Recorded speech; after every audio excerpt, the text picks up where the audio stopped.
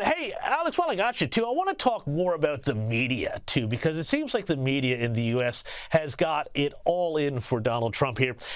We'll play a little bit of 60 Minutes anchor Scott Pelley, who this week gave a commencement speech at Wake Forest University.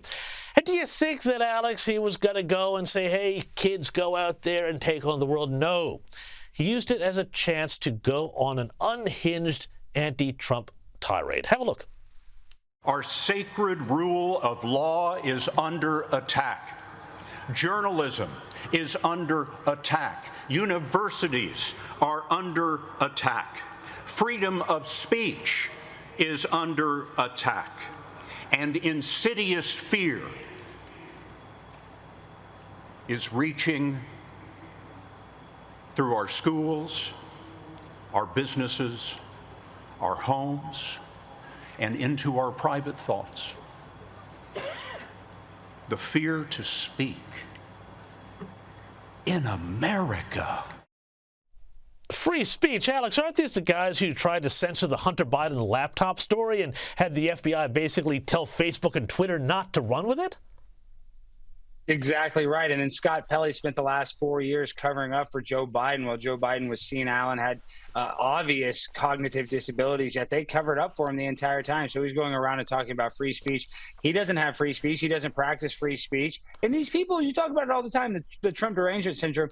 Scott Pelley, let it go. Oh, CNN right now, they're probably having the best ratings they've had in the last 4 years because they don't have to defend a senile president. So he should be counting his lucky stars that Donald Trump is in office. Instead, he's wasting his time pontificating about Donald Trump to college students that they go to Wake Forest. Like, they just want to get out and go have fun. They don't want to hear some CNN anchor just drone on about the threat that Donald Trump imposes on the First Amendment. Give me a break. Like, anybody at CNN cares about free speech. Well, yeah, exactly right. Hey, also just, on these media stories, too, though, these are just wild to me. Apparently, Paramount Global has offered $15 million to settle the president's lawsuit against CBS over basically a lot of false and inaccurate claims here. Now, I'm a big First Amendment guy. As you know, I'm all about free speech, but surely there has to be consequences when, news outlets do things that are just simply not true. Well, I mean, you talked about it earlier with Comey and the Russiagate. Like, they just made that up, that Donald Trump had all these ties to Russia. So the fact that, Paramount is going to be on the hook for defaming the president, good. And celebrities, they have a tough time actually being defamed because the threshold of proving that in court is much less. So listen, I get it that in the news, you work for Sky News, I work for The Blaze. Sometimes the news gets it wrong.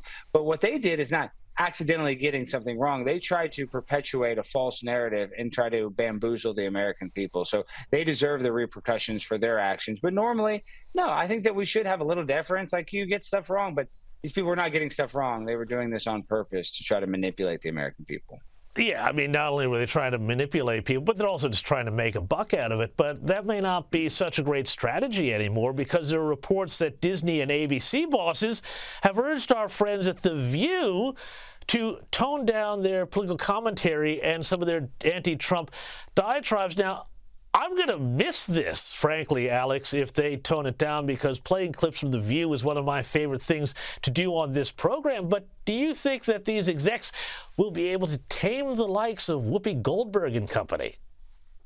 Well, they better not, because that's the only way that they ever go viral is when Whoopi Goldberg says something idiotic about Donald Trump. So they need to encourage them to speak badly about Donald Trump. That's the only way that people will watch their show. So, the fact that they're scared, good, because now that now the rabbit's got the gun and they need to be a little worried that Donald Trump is in office. So I'm happy. But I don't, like you said, I share a lot of Whoopi Goldberg clips too. I hope she doesn't stop saying stupid stuff, because I need the content and I enjoy watching the content. It is so much fun getting a look inside the deranged mind of Whoopi Goldberg. Alex Stein, thank you so much.